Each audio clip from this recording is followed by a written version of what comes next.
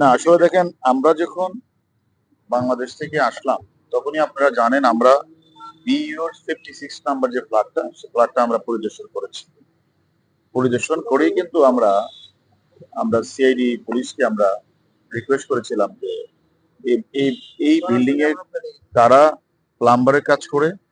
এবং কারা এই বিল্ডিং এর কাজটা করেছে, কারণ আমাদের একটু এখানকার সোয়ারেজ লাইন এবং সেফটি একটু দেখার দরকার আছে। তখন তারা আমাদেরকে মানে বলেছে ঠিক আছে, আজকেও আমরা আমরা তাদের তখনই রিকোয়েস্ট করেছি। আমরা আজকে সকালে কিন্তু আপনাদেরকে আমরা বলেছি যে আমরা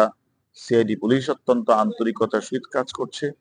যে জায়গাগুলিতে আমরা অপরাধীর কাছে তথ্য প্রমাণ পেয়েছি, যে সকল অপরাধী ঘাতক, মূল ঘাতক আমাদের কাছে আছে বাংলাদেশে, সে আমাদের যে তথ্যগুলি সেই তথ্য অনুসারে আমরা এখানে এসে সিআইডি গুলিকে সব জায়গায় আমরা কিন্তু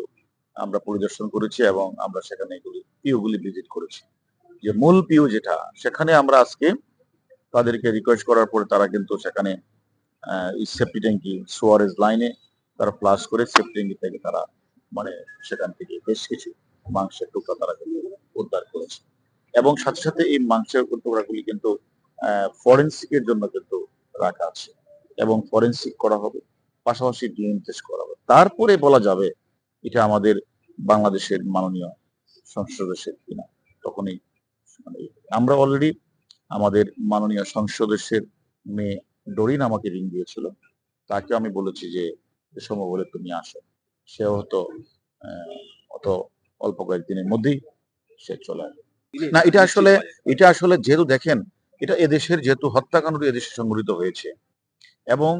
একটা হত্যাকাণ্ডের পরে একটা মামলার তদন্ত কাজের জন্য বিভিন্ন পারিপার্শ্বিক বিবেচনা করে তারপরে মানে হত্যাকাণ্ডের অংশবিশেষও উদ্ধার করার মধ্যে পড়ে, যে আসলে তাহলে মানে মামলার চার্জশিট দেওয়া বা আদালতে উপস্থাপন করা। আমি আপনাদের যেদিন প্রথমে সেই এয়ারপোর্টে নেমেছিলাম সেদিনই কিন্তু আমি বলেছিলাম যে আপনাদেরকে, আপনারা মনে আছে কিনা, যে আমরা আমরা আমাদের যে মূল ঘাতক আমাদের কাছে অনেক কিছু বলেছে, সেই মোতাবেক আমরা বিভিন্ন জায়গাগুলি যাব এবং একটা মামলা তদন্ত করতে গেলে পারিপার্শ্বিক সাক্ষ্য যেমন দরকার, তেমনি একটা শরীরের